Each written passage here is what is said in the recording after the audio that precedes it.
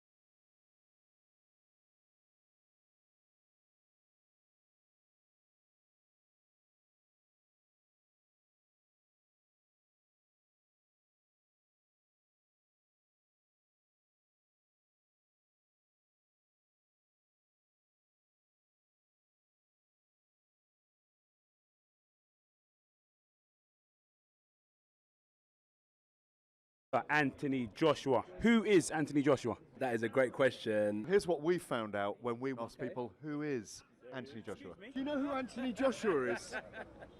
Anthony Joshua? Yeah, that guy. Oh my Anthony God, what, Joshua. like the biggest heavyweight star in the world? Yes, we do, and we look forward to seeing him fight, and America loves him. The guy that's going to beat up Deontay Wilder. Oh no, man. Deontay's a beast. So is Joshua. You sure about that? Oh, we sure? Yeah, he's standing behind you. I'm only kidding. He's a heavyweight champion. What do you think of him? He's a big guy. I mean, he's just a freak athlete. He's impressive to watch. I think anybody would appreciate that. Can he make it in America? Sure. What does he need to do? Win? Win. Do you know who is Anthony Joshua? No idea. WBA? WBO? No. IBF? IBO? You know who Anthony Joshua is? Who's Anthony Joshua? Why the squirrels out here are gangster? Oh, Anthony Joshua. Oh, Anthony Joshua. Oh, Anthony Joshua.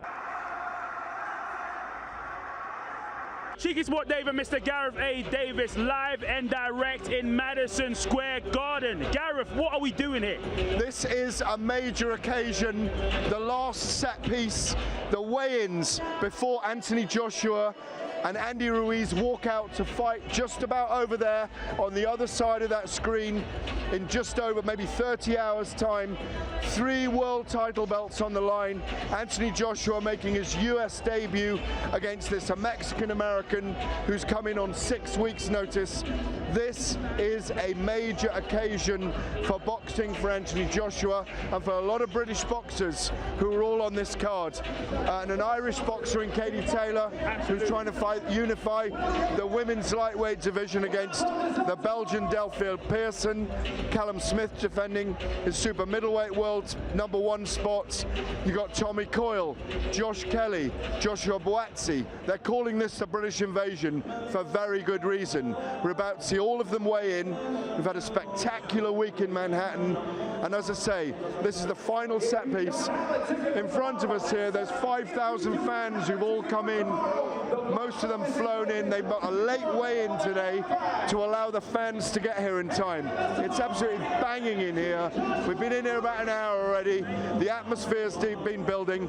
This is a hallowed place, a hallowed venue for major fight nights. Absolutely. Now, it's been an incredible week together with you this week, creating some exceptional content across Sport Bible, across Seconds Out, across IFL TV, and across William Hill too. It's been an amazing week.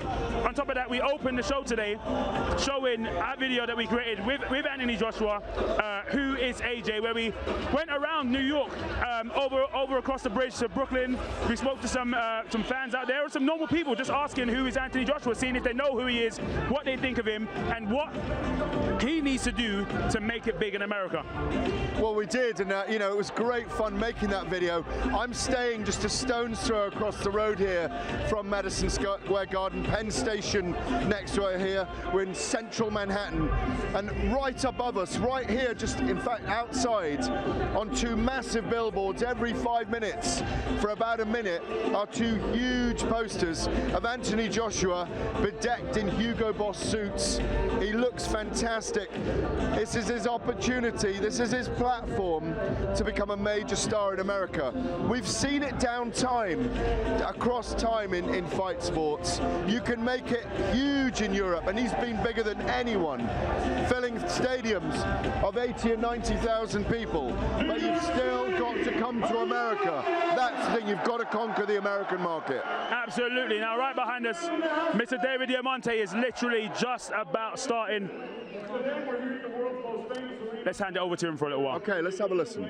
Saturday night's historic night of boxing action. It's all being brought to you courtesy of Mr. Eddie Hearns, Matchroom Boxing USA. But before we begin, we've got some big stars from the world of boxing, from the UK and from around the world. So ladies and gentlemen, let's first bring up from Manchester, the former lightweight champion of the world, Anthony $1 Million Crowler.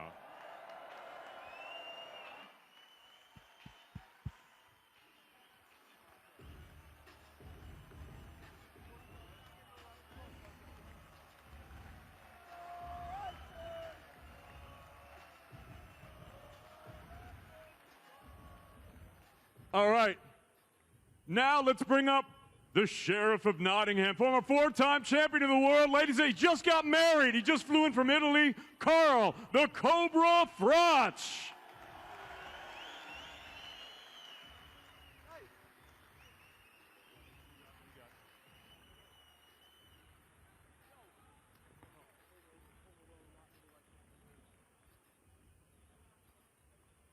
From Liverpool, former light middleweight champion of the world, a Scouser, he's one of the 4 Fighting Smith brothers. Please welcome Liam Smith. Beefy Smith.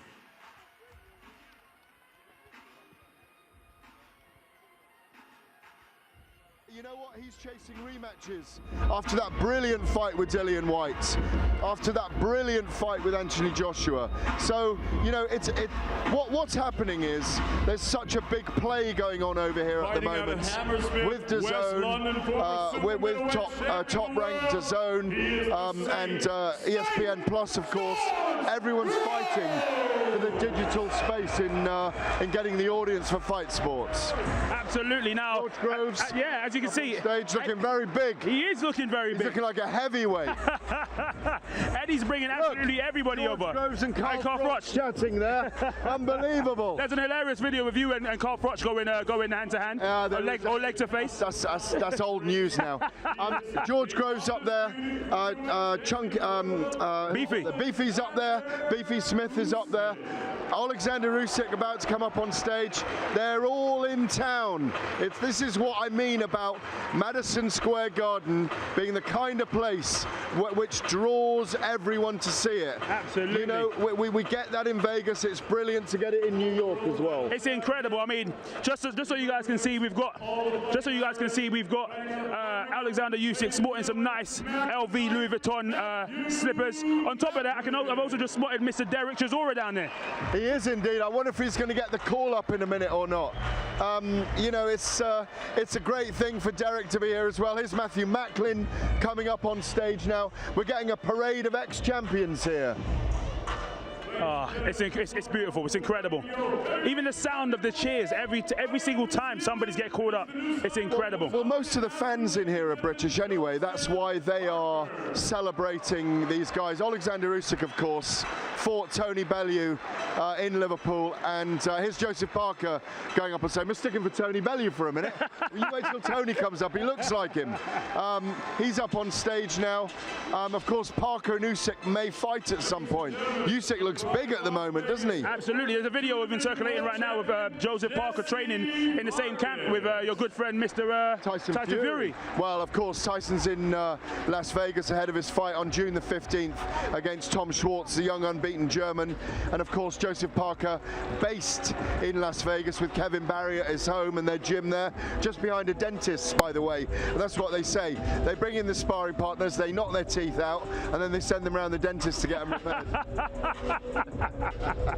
That's absolute class. Absolute class. Oh, who is it? Johnny Nelson. Oh, Johnny Nelson. Undefeated through 13 world title fights, reigning champion for 7 years. Look at him in that picture. Look at him moonwalking on stage. Eddie Hearn can do that as well in those, what's he got, Louis Vuitton yeah, Louis Vuitton shoes on there today. It's a bit of a celebration, this, isn't it? It's a coming out party, but it's the big show because AJ's here. Like I said, 80 and 90 and 80 and 90,000 people getting into the stadiums in his fights in the UK. But here's the big stage in America. Here and Las Vegas are the two big venues. There's Floyd Mayweather coming out, look. No, it's not. It's Devin Haney. No, I'm joking. It's Devin Haney. You could have easily mistaken him for Floyd Mayweather. He's in a nice little Gucci t-shirt as well. Listen, he's the kind of guy that boxes already early in his career, like Floyd did it early in his career, yes. Believe it or not, before Floyd became very defensive. He's going to be one of the lightweight stars of the future, Devin Haney. I think he's a terrific fighter. Terrific acquisition to the stable, Devon Haney. I really do think he's going to be one of the lightweight stars of the world. What is it about him that you? What is it about him in the way in which he fights that gives you he's that just got brilliant fast twitch fibre. He's got everything you need. He's got brilliant counter punching. He's very aggressive as a fighter. He's got everything you don't need to be facing, basically. He's one of those. Feel the drums. Feel the drums in here. It's quite amazing. What a picture is that, isn't it? No, what it's an amazing. Absolutely amazing. And George Groves looks like the heaviest man out there. He's going to be watching the stream later. Yeah. He's going to be watching the stream later. He's going to be hearing everything you're saying about him. Frampton, now we've got Frampton coming up. Well, there's a few others that I know who are here who haven't come up. Tony Bellew's not up there yet, is he? Where is he? Where's Tony Bellew? I have no idea. Derek Chisora. Derek's over there. Derek's over there as well. Listen, this is going to go on for hours, isn't it? It's absolutely... The Parade of Champions. Yeah, it's star-studded, isn't it? It's absolutely star-studded. No, it's fantastic. And you know what? The fans are loving this. That's what people have paid the big bucks to do. To come out here, to watch the fight, to soak up New York on it. It's a wonderful sun-drenched day outside. Especially after yesterday. Oh, well, drenched is the word. We had a walk in Central Park when we were doing some of those interviews. I've never been as wet. We literally swam home, didn't we? But for the fans, to be able to, the fans will mingle with all these fighters afterwards outside, Absolutely. Get their autographs, get their photographs, get the selfies. So it's just a celebration of all that's great about British boxing right now. Absolutely. Look, credit to Mr. Eddie Hearn. He's put on an absolute spectacle. And the weigh-in hasn't even started. For those of you that have just joined us, listen, we're here live and direct in Madison Square Garden for the official weigh-in for Joshua and Ruiz. Hashtag Joshua Ruiz. And it is about to start because I can see the little white. Stop poking me in the face with that mic. The thing, you nearly knocked me out with it. It's a heavy mic. Well, it is a boxing venue. It's a very heavy mic. But anyway, the scales are there. There are tiny little white scales. You can see them on the stage. We are about to begin. We're going to give you the weights as we go along, traditionally. And of course, it'd be interesting to see. Ruiz weighed about 270 pounds for his last fight. So it'll be interesting to see if he has dropped weight, and interesting to see if Anthony Joshua said he wanted to be about 112 kilos. He was about 115 when he fought Vladimir Klitschko at Wembley in 2017 on that glorious night. As we've had this discussion, I think the biggest fight and the biggest victory of his career that night. But this is a really big one for him because he needs to soak up the pressure. He needs to make a statement after Deontay Wilder did the same thing a couple of weeks ago across the river here at the Hudson. And I'm gonna have a little bit of water because it's warm in here. It is very, very warm in here, and it's very, very, very warm outside. But I do think that whatever Anthony Joshua says, he really does need to make a statement in this fight because it will resonate around the world like it did with Deontay Wilder when he poleaxed and banjoed, as I've used his expressions all week, hit Dominic Breazeale with a cannonball right hand. Absolutely. Now, you mentioned a little while ago you're wondering and you're interested in whether or not Andy Ruiz is going to come in a slight bit lighter. Would that be to his advantage, him coming in a little bit lighter? Would it be a benefit to him? Not particularly, but it'll just be an indication of how hard he's trained for this fight. What he's put in since the win over Dimitrenko only 8 weeks ago. Beginning of April, remember, he fought him. It was only 8 weeks ago. He won in 5 rounds. So I do think, when I went to see him on that workout day about 16 days ago, he really was working hard in the really scorching heat of Los Angeles. And I do think that he is saying that his nutrition is getting better and better. He isn't the best of shapes. That's one thing that will happen today. When we see him stripped off, we're going to see a very honed, very physical. We saw him yesterday with his top off Anthony Joshua after the press conference commercial shoot when we worked with William Hill. We did some great things. He was looking absolutely phenomenal, wasn't he? He was, and he predicted a 7th round finish. I mean, the odds are, most people favour him to win. By the 5th round, people are favouring him to use a big uppercut. We know that Andy Ruiz's jab is fast, and his hooks to the body and left hook to the face and the chin of Anthony Joshua will be dangerous. But Joshua's uppercut, he looks fantastic, very honed. Ruiz, it doesn't matter about aesthetics with Ruiz. Joshua's got to stay tight early on and stop Ruiz from bundling in and throwing those combinations of punches. Well, All right, so what the first weight we got in is 163 pounds, bang on. Yep. I'm not even sure who that is right now, believe it or not. 163 pounds. 163 pounds, bang on. These are the very first undercard fights here. It wasn't Andy Ruiz, I know that. I'm not sure.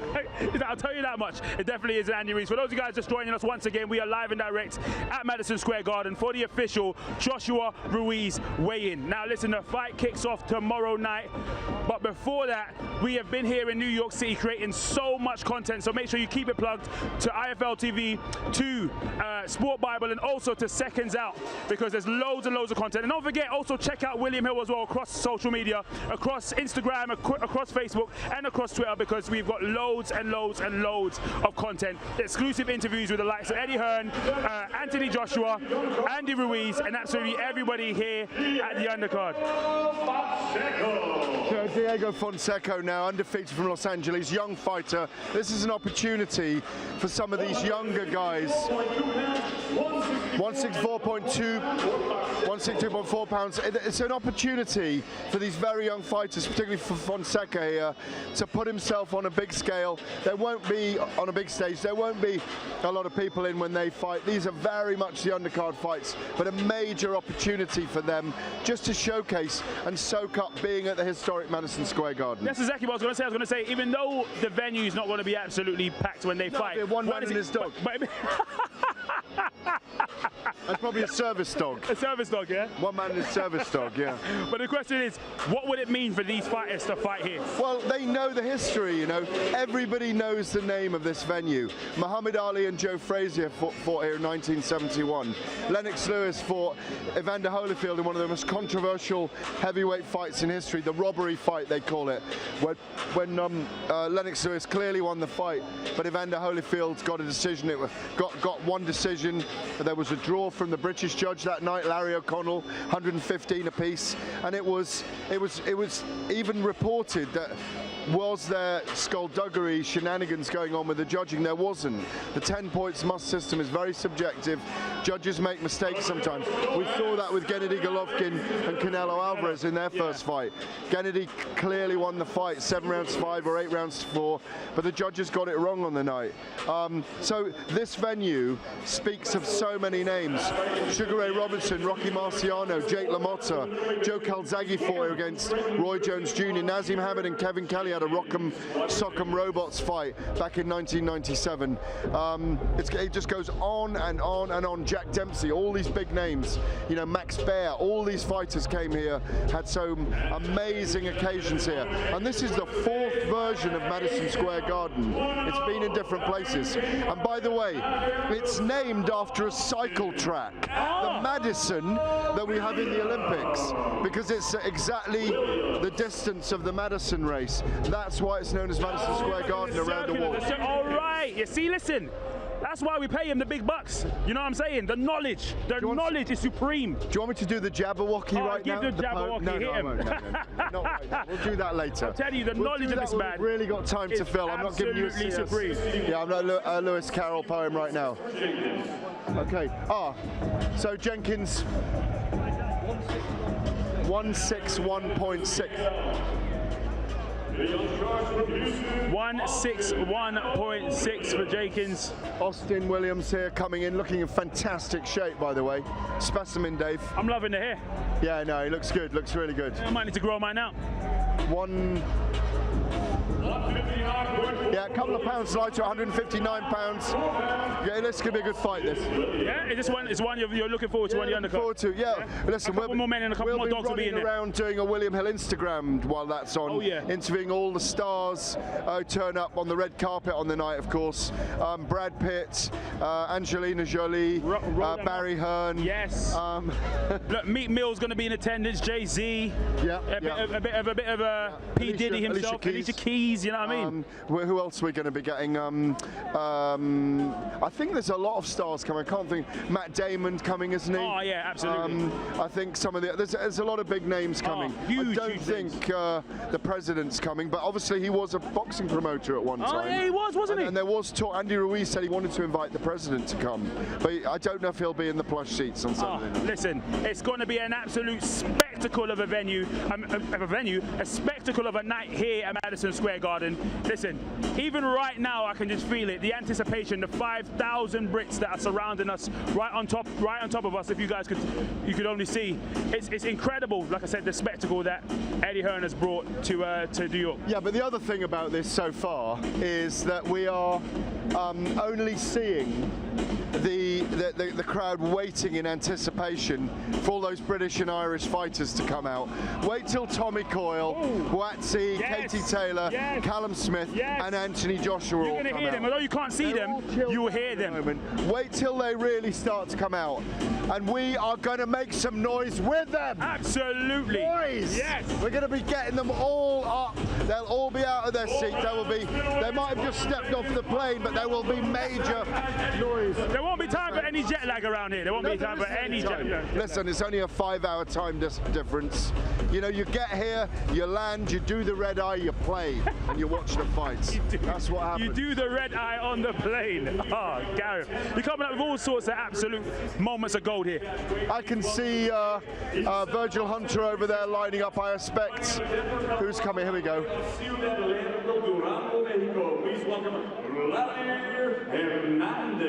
So Vladimir Hernandez coming out now again. We're still on the undercard fights.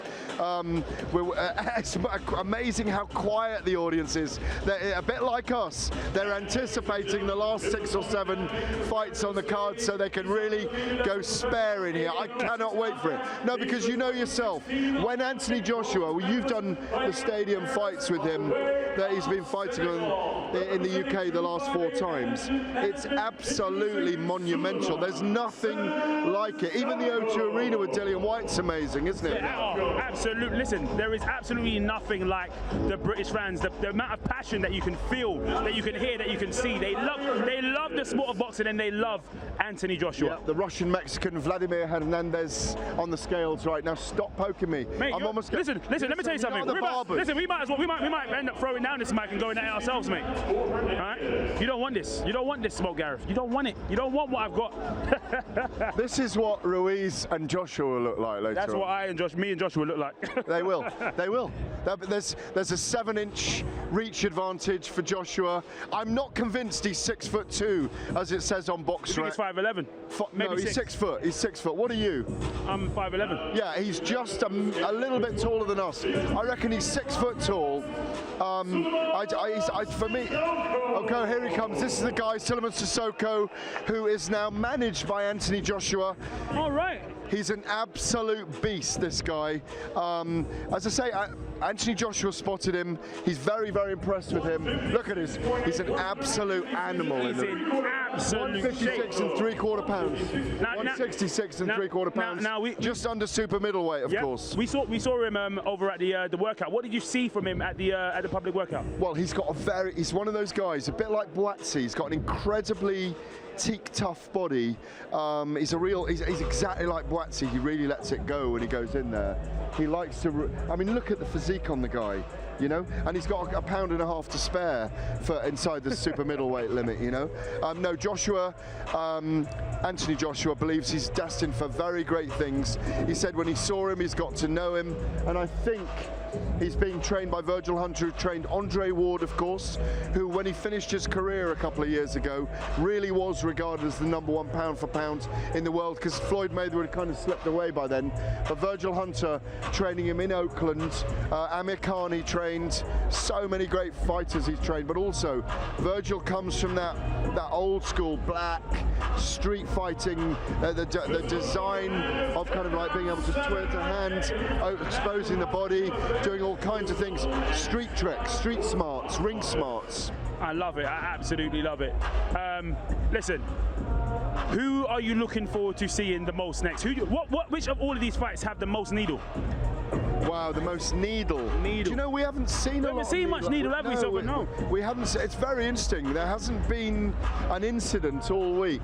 We thought Tommy Coyle might do that with Chris Algieri, and then Tommy at the press conference, the Undercard press conference, of course, said to him, "He's much better looking than me. He's much better dressed than me," and it like just any vim, any kind of animosity acid between them just evaporated, didn't it? So we didn't get anything between them. And Algieri said, "Look, I'm slightly longer than him. I'm Ranger. I'm going to use that to my advantage." Just get stepping into the arena. The mariachi band and a gospel choir as well. Gospel choir. The gospel choir here. The mariachi band have just arrived. We are going to be dancing up here in a minute. Tommy Coyle. Amazing. Here he comes. Coyle is coming up. We just talked about and now you can hear. Now you can hear the British audience. You can hear them. The sounds. It's incredible. We're going to get this all the way now, because now we see the British and Irish invasion. So the mariachi band is in. They're going to be playing for Andy Ruiz. The gospel choir for Anthony Joshua. It's brilliant. It's going to be Tommy Coyle here, and now we'll get Chris Algieri, a local guy. Hopefully we'll get some boos for him. Shall we boo him? Let's boo him. Let's boo him. Let's hope. Let's hope. Junior welterweight champion, he's the pride of Huntington, fighting out of Green Lawn, New York. Please welcome the Fighting Collegian. He fought Manny Pacquiao, he fought Amir Khan, lost to both of them. I was there in Macau when he fought Manny Pacquiao, was down several times. Pacquiao was brilliant that night, but Algieri is a specimen. He looks fantastic. He looked great all week, didn't he? He's a clinical nutritionist, remember? Listen, and he's got a book out with boxing recipes. Absolutely. Look at them. Who are you? Who are you? Who are you? Listen, you can't take us anywhere, can you? No. You can't take us anywhere. Now Tommy Coyle is just about to touch the scales. Look at him. Listen to the sound. He looks in fantastic shape as well. It's incredible. We're just waiting for the number. 129.6. 139. 139.6. It's a light welterweight, a super lightweight fight. Limit is 140. 139.6. How does that? What are you expecting from Chris Algieri? They want him to take his socks off. You never know what he might be carrying in his socks. More recipes. More recipes. A bit of booing from a bit of pantomime from the British audience. It's incredible. I just love it. I just love it. 139.8. Yes, for Chris Algieri. So they're both under the light welterweight limit. They needed to be, because obviously there's an intercontinental belt on the line, isn't there? Major night for Tommy Coyle. A real step up in class as well. And he stepped up in weight as well in some ways. So it's terrific for him. And, you know, we've been around him all week and he's been absolutely loving it. I spoke to him even last Saturday on my Talk Sports show, and it was brilliant to hear his enthusiasm and his drive and what it means to him to be here. He's coming to the end of his career. He's already got a career as with a market stall he's had all his life in the middle of Hull. So this is just an occasion to savour for him. Absolutely, absolutely. It's an incredible moment, an incredible, how would I put it? It's an incredible opportunity for him to fight here at the Garden. Yeah, it was. I mean, listen, I went to an open-air fight of his with Luke Campbell at Hull's rugby league stadium, and it was a brilliant night, and he lost to Luke Campbell. But it was still an amazing occasion. But for him to go from that to this, and he's only 6 fights down on the card, it's just amazing for him. I mean, you know, he's been made up all week, hasn't he? Yeah, he's been absolutely living the dream. He's been seeing it as it's phenomenal. It's an incredible moment. But yeah, go on. But look at them. There's big height and reach advantages there. You can see it. Chris Algieri. Algieri's easily 3 or 4 inches taller, and he will use it on Saturday night. And he'll counter-punch Tommy Coyle. It's a very tough fight for him. Let's look at this. Let's look at this. No, there's respect there as well, though. There is. It's good respect. But there's some talk. There's some talk going on. A little bit. But they just want to have a war. No, there's proper respect between those two. They're going to come out and deliver. They both want to give the fans something to remember. And that's what Tommy's all about in this event.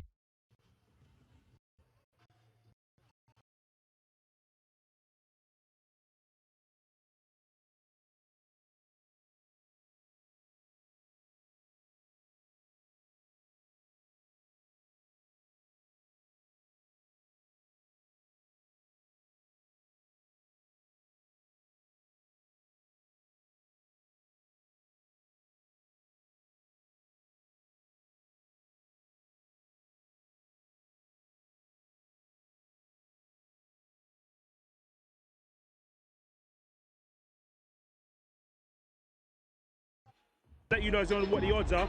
The odds, Chris Algieri is a favourite at 1-4. Tommy Coyle is at 3-1, and a draw is at 20-1. What's your thoughts on those odds, Gareth? Well, I don't think it'll be a draw. 3-1, you know, I think they're all fair. I mean, we spoke to Jamie Moore, his coach, about that, and he said, I think, you know, they're fair enough because Algieri's fought at a higher level. On paper, he is the favourite, and ought to be. But, you know, Coyle is looking for something special from himself. He's just got to not to be too aggressive and too bullish early on in this fight. Oh, listen, I agree with you 110%. I agree with you on that, from that perspective. That's an improvement because normally it's 100%. 110. You know why that is? It's because we're at Madison Square Garden, you're raising the stakes. Listen, the bar is being raised. All the time. All the time. Tell them, Dave. Listen, and the bar's going to be raised from every single one of these fighters. I think all of these Brits that are out here fighting and getting the opportunity to fight in this incredible arena, they're going to lift their level to a higher place. What do you think? Yes. That's it. Yes. So the crowd's gone quiet again because it's a Mexican-American fighter coming out on the card now. Ladies and gentlemen, making his way to the stage, the defending champion. He's a 2016 Olympic Oh, it's my guy. You know who it is. The one and only. Well, yeah. Well, Periban is on stage, and a real star of British boxing coming out now in Joshua Boatsi. Croydon, London. Hear the sound. Hear the sound.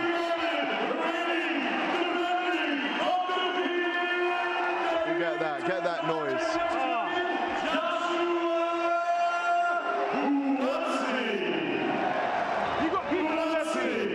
You got people on their feet. You got people on their feet. You got people on their feet. You got people on their feet. They're on their feet. They're on their feet. It's unbelievable. And he's only walking onto the stage to weigh in. Goodness. Imagine what it's going to be like tomorrow night. Unbelievable. Periban not looking in brilliant shape, I got to say, but he is a very, very clever boxer. Obviously beaten by James DeGale, so there's something to mark by. Obviously, that was at super middleweight, but there is something about this guy. He's got skills. Do you know what? I expect Boatsi to deal with this guy within 6 rounds. Within 6 rounds? 172 is 3 pounds inside the light heavyweight limit, but I expect our man will be like just a tiny bit inside it, looking very lean. Very, very. He hasn't had the barber treatment yet. No. That goes on. Probably goes on tonight. It goes on tonight. Do you know if he's found a barber? I have no idea yet, but I'm gonna hook him up if he hasn't. I'll send him up 110th Street, Harlem. Well, you've had yours done already? Yeah. No, he hasn't. Pardon? Really? What is it? Yours done already? No, he's not done already. No, yours. Mine. No, I haven't had mine done yet. Don't worry about that. Don't worry. Listen. Tomorrow I'm gonna have a nice little shape up ready. 174. Bang on. 174. Bang on. 174 pounds. Crowd cried nice and happy about that. He always makes weight so easily. That's what I love about him. And you know, the thing is about Joshua, he doesn't look at a massive light heavyweight. But when he comes and stands with us, you actually feel how tall he is, don't you?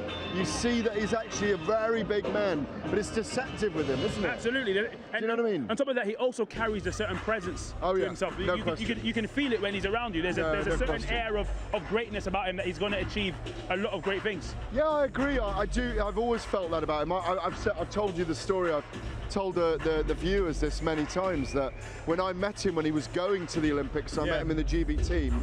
I sat down and had an hour interview with him, and I just liked his spirituality, I liked his presence, and I just said to him, man, and I watched him spar, and I just said, man, there is something about this guy, and I said to him, you're going to win a medal in Rio, and you're going to be a world champion eventually. You just have a feel for some of those people. How far away do you think he is from a world title?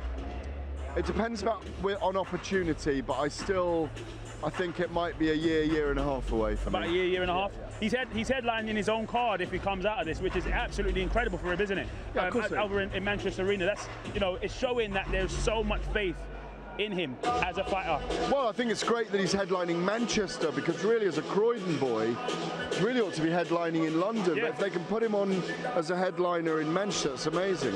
I think part of that's probably Eddie wants to increase the support he has around the country, to not just be honed in London. He's going to have that London audience anyway. He's going to have that London fan base, but just to increase his global appeal.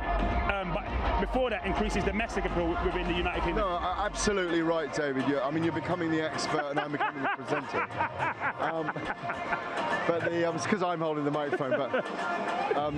But the funny thing is about all of this, what I love today is the rhythm of the weigh-in, where they're not rushing them out, and we're getting a chance to really. People are getting a chance to really absorb the place, the atmosphere. All these people will be back in here tomorrow night, in 24 hours time, taking their hot dogs and their beers and, having had a day in the sun in New York and done sightseeing. And it's brilliant that fans, it's that never, in my time, 28 years covering boxing, I've never known it as powerful, where so many people that don't normally, they call them the diehards, the diehards and the casuals, where so many casuals want to come, people from the mainstream sports fandom want to come and have a day, have a night, have a holiday around a fight event. It's brilliant for the sport. It's absolutely incredible. It's even back home we see it, people dress up to the nines. It's a good event. People are, people come in groups. Loads of women, a lot of females come together in groups of 8. They, they stay up early to buy their tickets, especially, and that's what Josh, to be honest with you, groups of females in 8. In 8. Where do you find those groups of females? Listen, let me tell you what you want to know. Don't worry, I'll hook you up. I'll sort you out Saturday night. You know what I mean? I'll let you know. I'm busy interviewing the boxers, and you're escorting women in groups of 8 around arenas. I don't believe it. So Ray Robinson coming out now. Hey, by the way, Sugar Ray Robinson fought Jake LaMotta 6 times. They fought him many times, and Jake LaMotta fought Sugar Ray Robinson so many times. He said he did fight him so many times he nearly got diabetes. Listen, that lyric, that bar for me is one of the best all week. When you hit me with that was too funny. But obviously, we're talking about Mr. Ray Robinson, hold the sugar. And how do you see this fight panning out? Well, look, Ray Robinson's a very, very experienced fighter. It's a big step up for 2016 Olympian as a professional. It's a very big step up. It's a big step up, yeah? Oh, no, it's a very big step up for Josh Kelly is a very talented boxer, very talented fighter, but Ray Robinson is really experienced. It's a proper step up for him. Ray Robinson is long, strong, and experienced. So Josh is, what is he, 9-0 in his career, I think. It's a step up in terms of occasion for him. He's fought on the Joshua Undercards, of course.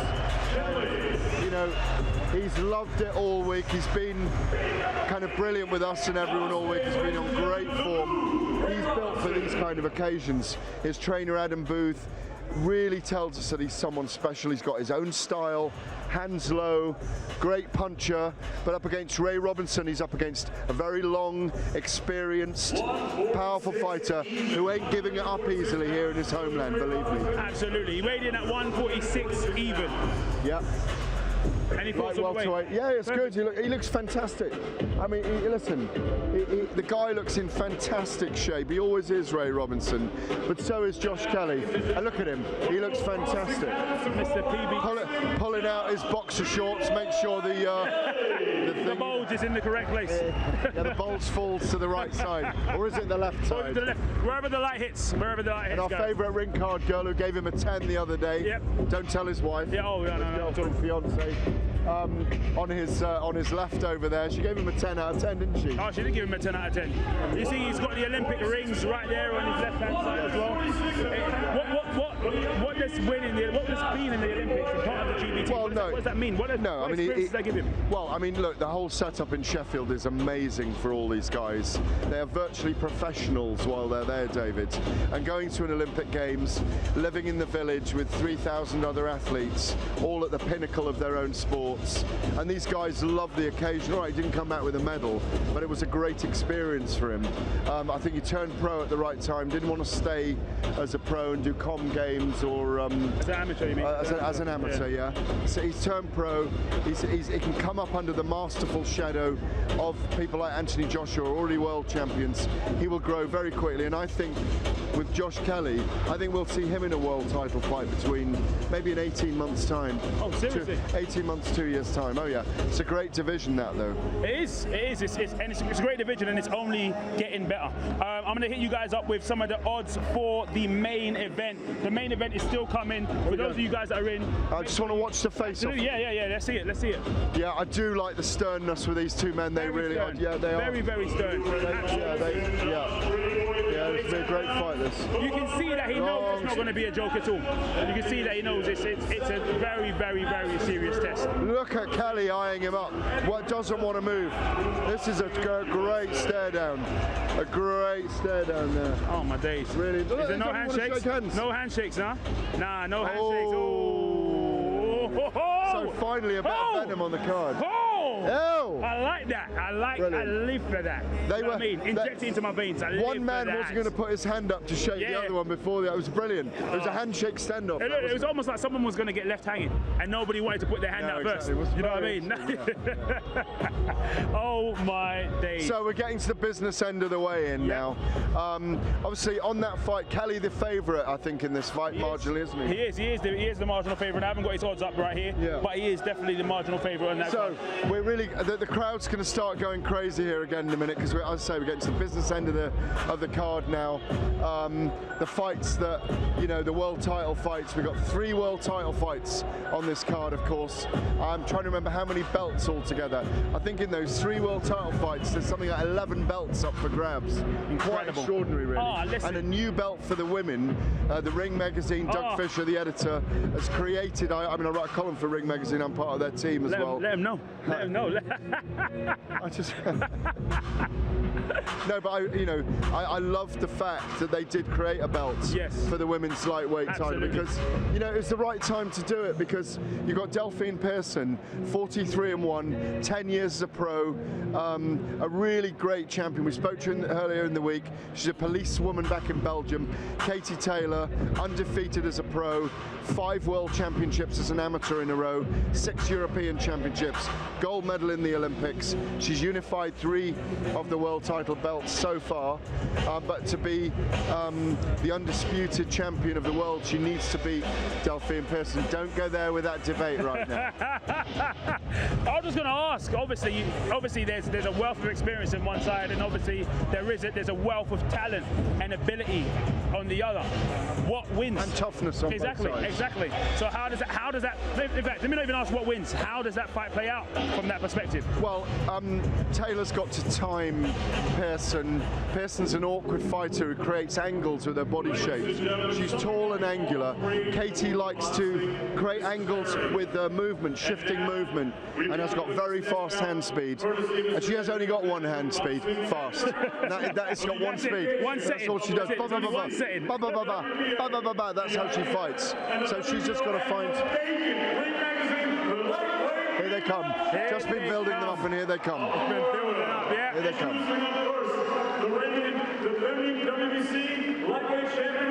Do you know what I love about that as well? I love how excited the crowd here is for this fight. Like, it's incredible to see women's boxing at such a high. Well, it got a real kickstart from 3 medals being available at the Olympic Games in 2012 at flyweight, lightweight and middleweight. Katie was the lightweight winner in that. Her opponent coming up on stage now behind us, Delphine Pearson, WBC lightweight champion. As I say, lost once in 44 bouts, over 10 years as a pro. As she said, there's not a lot of professional boxing. By the way, it's her first fight outside Belgium, her first fight in the United States. So that might count, but she's seemed very cool all week. Let's hope she makes weight, that's all. Here she comes. Here we go. The Irish diaspora are in. Yeah, the Irish flags are coming out as well. See the Irish flags coming out. It's incredible. Oh, look! People to their feet all over the arena. Yeah, there is major support. There's real proper. Well, what I like, there is also support from the real boxing fans around the world for Katie Taylor as well. There are so many people up and out of their seats for her here. It's incredible, actually. Here she comes, $1 million baby herself. Listen to that. There we go. Yeah. Hear it. Yeah, it's brilliant. $1 million baby herself. Here she comes. People that are on their feet up there. Look, it's insane. What a thing. Incredible. Remember remember on the East Coast here, there's a huge Irish diaspora. Yes. And they do love they really support their fighters. And as Katie is going to make her way to the scales now, she's always in phenomenal shape. And she just brought out a brand new documentary, a series about her, isn't it? On I've Netflix. watched Katie. You've seen it? I think it's one documentary. Yeah, one doc, yeah. Yeah, it's brilliant. Fly on the wall docu. She's a very private person, very shy, very timid. She's not like us with big loud voices. Big. You've got to cradle in to You hear have to her. cradle in to hear what she's saying. You have to crane right in.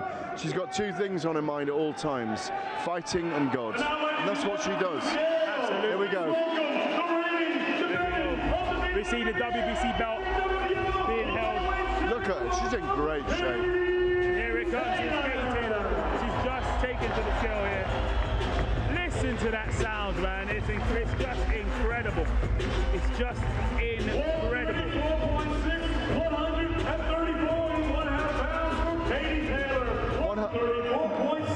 134.6 pounds, just inside the 135 pounds women's lightweight limit. So the Ring Magazine belt and all her other belts will be on the line. Let's hope Delphine makes the weight as well.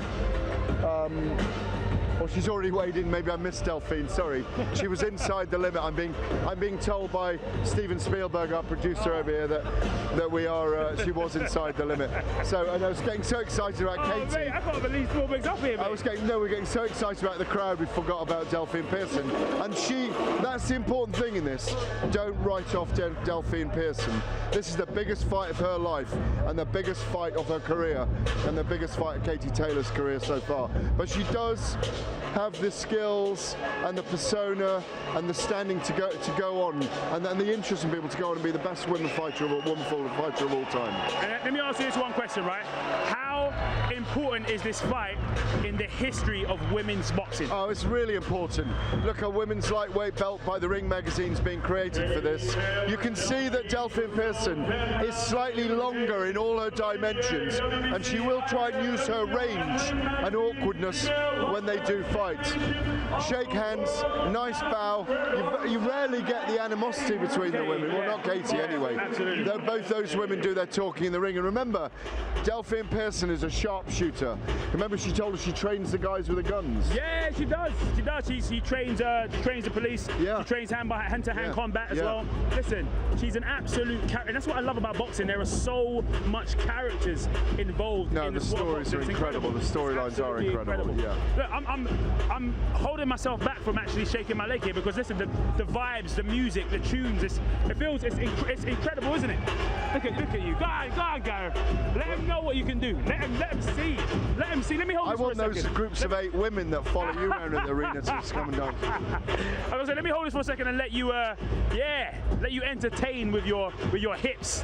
Go on, Gareth. Listen, if you haven't shared the stream yet, this is the time for you to share it because obviously this is a rare moment, a rare occasion where the one and only legendary Mr. Gareth A. Davis is out here live on air showing us what he can do. You want to spend some of the evenings with me then, baby, because I tell you, after 6 when it's tequila hour, it goes crazy around me, you know? I'm just dancing my way through America. Anyway, let's get back to the real deal. There's not a lot going on stage at the moment. The drums are bouncing. Michael Buffer's up there. I'm sure he's going to do some major announcing very soon. All we got left is Callum Smith and Hassan Ndam. We got the #1 spot in the super middleweight division. Hassan Ndam, very rugged fighter. Oh, here we go. They can see Anthony Joshua on the other side of the screen. You start to hear that chant. But Callum Smith and Hassan Ndam are way in. And then, of course, that's the chief support. And then we are only left with Andy Ruiz and Anthony Joshua, IBF, WBA, WBO heavyweight champion of the world, defending his belts on Saturday night here in the main event. It'll be around 10 o'clock at night. Around about 3. By the way, if you're watching, setting your alarms for about 3 a.m. or 2 a.m., you won't miss very much. I reckon if you set your alarm for 1 a.m., you'll get all these main card fights talking about. But I expect Joshua and Andy Ruiz to be in the ring at about 3 a.m. on Sunday morning. Absolutely. Now, for those of you guys that are just joining us, let me hit you guys up with some quick odds so you know exactly how it's going down. And once again, I'll let you know you won't find a better place for round-by-round betting than William Hill. We beat everybody. There's nobody else in the game than us. But let me let you know exactly how it goes down. Bout betting, Anthony Anthony Joshua is at 1-20. The draw is at 33-1, and Andy Ruiz is at 9-1. Thoughts? Well, I mean, there's massive odds, massive underdog odds, but Ruiz has really come down over the week, because I think it was 25-1 at the beginning of the week. Absolutely, people are believing. No, they do, and that's what happens in fight week, because people see him, he gets talked up more, he does workouts, people see the speed of his hands up close, he talks a good game, he's had a good presence all week, he's been very relaxed and calm, he's been a pleasure to be around, and also, you know, people, Joseph Parker's been here talking him up, for example, today, saying when they went 12 rounds, he's a very, very good boxer. Parker went 12 rounds with Anthony Joshua as well. So the comparisons start to find feet and get a narrative and come alive. Oh, it's time. It's time. It's time. Mr. Smith. Callum Smith about to make his way on stage, yeah. One of 4 boxing brothers from Liverpool. They've all fought in world title fights. What an incredible familial story where their mum hates boxing, but she's been washing kit for 30 years in Auburn boxing. A lot of support for Callum Smith. Big Liverpool fan, of course. I see a few Liverpool flags coming Oh yeah, well, I mean, big support for him, and he'll be finding somewhere to watch the Champions League final tomorrow. That'll relax him on the day of the fight. Well, it depends on who wins. No, but it's still something for him to have his mind off and enjoy the big occasion, the Champions League final in Azerbaijan, isn't it? No. It's in Madrid. Oh, it's in Madrid. What was it? Europa League. Oh yeah. Oh damn. Of course it was. Shows how much football I follow.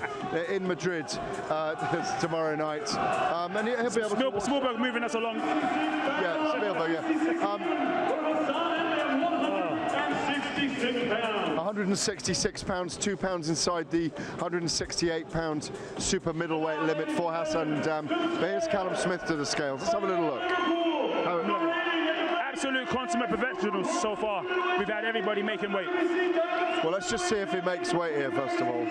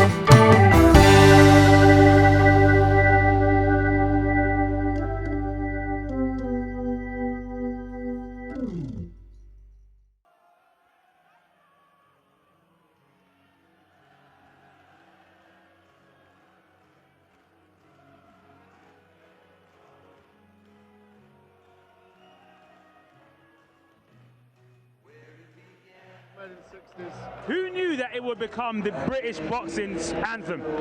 Unbelievable, and the gospel choir are coming up on stage. The mariachi band are making their way up on stage as well.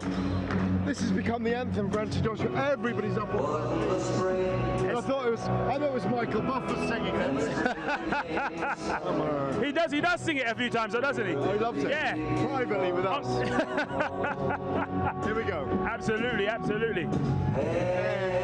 Hands what? Hands are doing what? What are hands doing? They're touching hands. They are touching hands, and then what are they doing after that?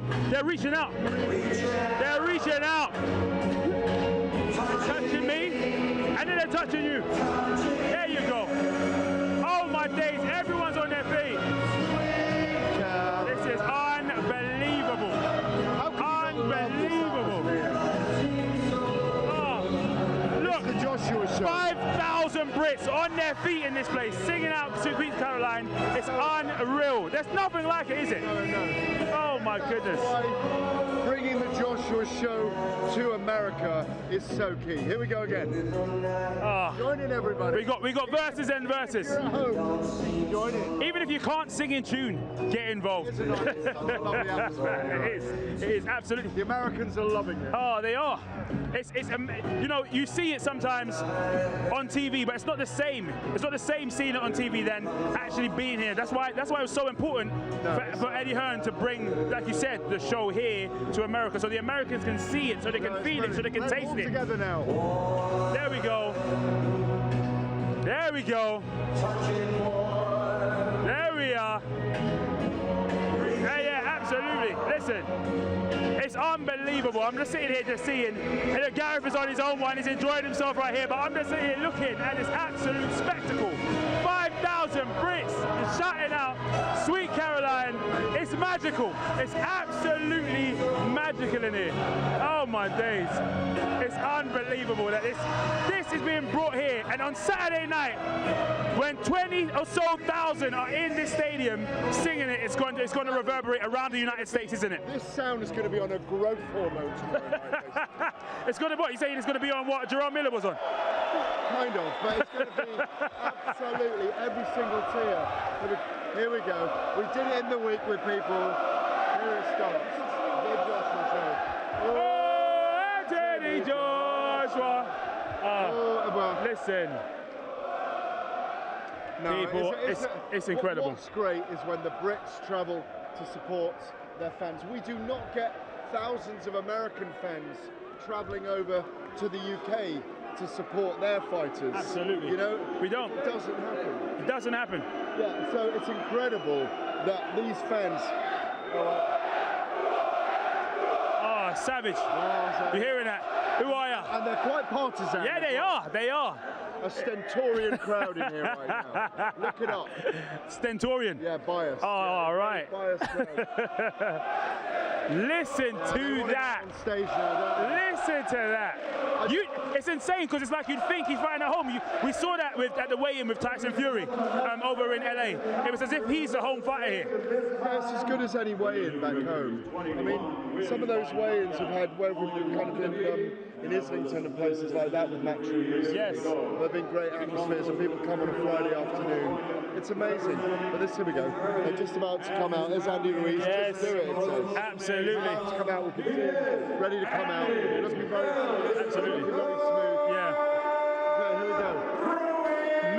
There we are. The mariachi is about to play.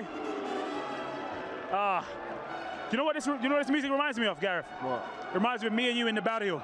Oh man, what fun we had with it. Here it comes. You can't even hear the sound of the mariachi band. And let's remember, Andy Ruiz taking the fight on 6 weeks' notice. A record of 33 fights, 32 wins, 1 loss to Joseph Parker, who's here. He's a brilliant boxer, 110 amateur fights, only lost 5 of them.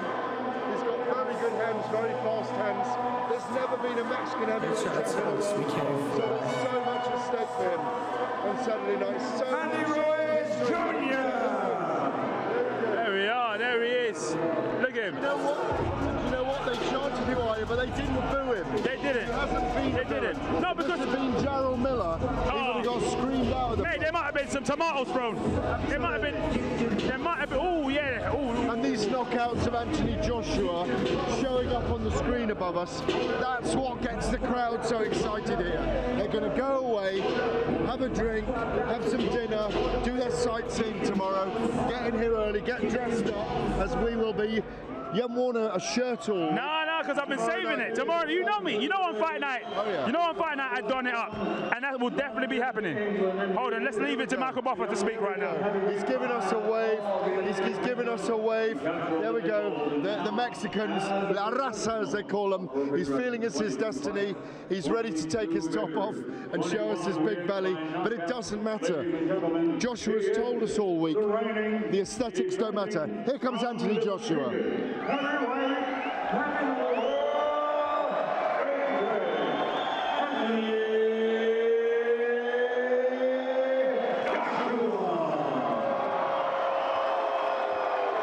The gospel choir can't be heard. The gospel choir is literally just about to start.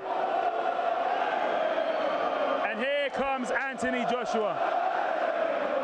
Here comes Anthony Joshua. To the sound of his own fans, just singing out, oh, Anthony Joshua. It's going to shake hands. See, there's such sportsmanship between these two. They're out there. They're going to look at them. They're spacing off. You know what? I've got to say, Ruiz doesn't look tiny next to him. He doesn't. He doesn't. We thought that he was going to look a lot more smaller, didn't we? Joshua's not lording it over him either. They're all just really, it's almost like a party atmosphere rather than two guys who are going to fight each other on Saturday night. Joshua, obviously, a massive favourite in this fight. 22 fights, undefeated, holder of the IBF, WBA and WBO world title belts. He wants the undisputed title. He's not going to get it for another year. Deontay Wilder has already said he's going to face Luis Ortiz later this year, the WBC champion from Alabama, who across the river just a few days ago knocked out Dominic Breazeale in the most brutal fashion. Anthony Joshua, even though he's being friendly up there with Andy Ruiz now, in about 24 hours' time, he'll be sharpening his mind and his tools, this one and that one, the big uppercuts, ready to finish the denouement of this week in dramatic fashion, dramatic, emphatic fashion, which he needs to do to make a statement and put his flag down in the American market and appeal to the fans and the broadcasters here and let them know that he is laying claim to the heavyweight title and heavyweight stakes in it. Absolutely. What changes? What changed on the night for Anthony Joshua? What's it like with that switch being flicked? Well, I say the switch has to be flicked against this guy. Look at him, very strong looking, very powerful looking. He's got fast hands. We know that. As he told us this week, he was fighting on the streets at the age of 10, not against other kids, but the police and men. People were calling him a chubby little fat kid with man boobs, and he used to get in fights with people over it. He looks very proud up there to me. He looks happy with the occasion. Let's wait for his weight now. 268 pounds. He's 268 pounds, about 4 or 5 pounds lighter than he was when he fought. Like you said, you thought he'd come in a little bit lighter. It's not that much lighter, but you know, at that kind of weight. But you know, it doesn't matter. It's not about aesthetics with Andy Ruiz Jr. It's about, can he get on the inside and land his combinations to body and head with his hooking combinations and his fast jab. Can he get on the inside against Anthony Joshua? What do you think? I think he will be able to at some point, but he might just get hit by a big left and right down the pipe. You just never know. It could be over at any point. But Joshua's predicting the 7th round, isn't Round he? 7. Round 7. Oh, listen, it's And all most going people up think now. it's the 5th round. Here we are. And here's Joshua. The AJ theme tune that he's somehow he's taking it. He's taking it over, hasn't he? Yeah. This song. It's become become the actual Anthony Joshua theme tune. Anthony Joshua said he'd knock him out in round 7. Round 7 is at 10-1, the same as round 6. Round 6 and 7 are both at 10-1. Yep. Round 1 is at 12-1. Round 2 is at 10-1 also. 247.8 pounds. And there's a little smile and smirk on your face as you heard that. It's a great weight. It's his best weight. His best weight. 112. He wanted to be about 112, 114 kilos. It's that. Absolutely brilliant. Yeah. He's spot on what he wanted to be. He looks fantastic. Incredibly relaxed. I'd like to see the stare down now. Listen. It will all change on Saturday night. It's all. He does look so relaxed, really soaking up the occasion. Puts his arm up. People want to wave to him. He's just enjoying it so much. The only people I feel sorry for are the gospel choir, because you could not hear a word of their song. It's true. Well, at least they're getting paid. Are they? We hope so. They're probably from his church. Oh, all right. You think so? Here we go. Here we go. Oh! He came out hand swinging. He came out hand swinging. I like that so much. Yes. Yes. Just shut. You see, he's about to go into mode. And I think him up. AJ's looking into his eyes saying, all right. Here we go. This Okay, is you where want it's some of changing. this. Yeah, This you can is see where the it's transformation changing. happening here. Yeah. He's swinging his arms around there, you know. Oh, a little bit of pectoral touch Lovely. in there. Brilliant. A little bit of pectoral touch in there. It all matters. It all means something, doesn't it? Yeah, it really does. I liked it. I liked Ruiz's body language there, I David. loved it. I love the fact that he came out with his arms moving. Throwing that. Absolutely. Wanted to let his hands go. He's just trying to size him up. Absolutely. See how it felt to him, you know. Absolutely brilliant. Loved it that he did that. Listen, it all got, as it says. Look, there you go. There you go. Hands moving. And AJ's looking at him like, all right, you come for this. I like it. They're real gentlemen pugilists, these guys. Listen. But Ruiz was just telling us, with his hands, I'm going to let them go tomorrow night. I'm going to give it all I've got. I'm doing it for La Raza. Yeah. It's incredible. It's absolutely incredible. Here we go. Yeah, it's very incredible. impressive. This is boxing at its greatest. When two guys, all right, we love the animosity fights, but we also love the gentleman pugilist. Joshua loves it when it's like this. He just wants to flick the switch on the night. Andy Ruiz is a nice man. He's got a great opportunity, an opportunity he didn't know he was going to have 6 weeks ago, to win 3 of the world title belts. He's earning $3 million US. Anthony Joshua's probably earning around 20 for this fight, but it's his launch in America with DAZN. It's so exciting to be here. It's been an amazing week. It has been. The set pieces are done. It's fight time! Oh, listen! I can just feel the excitement off you, Gareth. I can feel it off you. I can feel it off these 5,000 people in here. And I'm just sitting here just thinking to myself, it's going to be absolutely incredible in here tomorrow. I can't even put it into words how I'm feeling about this, the Anthony Joshua show coming to the United States of America, for America to see, feel, taste, and hear exactly what boxing is like on the other side. As I say, iconic venue. It's worth watching. It's the middle of the night. The Champions League final will be over. Anthony Joshua, 3 of his world title belts on the line against this Mexican-American who wants to make history. In 55 fights between them, there's only been 1 loss to a man sitting down here, Joseph Parker, on points. They're both formidable heavyweights. Joshua needs to make a statement. Ruiz wants to make a statement and change the course of history. I cannot wait for tomorrow night. I want to thank all the viewers for joining us today. Absolutely. They put up with us blathering on and on and on. Our over-enthusiasm. It's been an amazing occasion. It's felt amazing. The launch of Anthony Joshua here begins tomorrow night. Don't miss it. Don't miss it at all.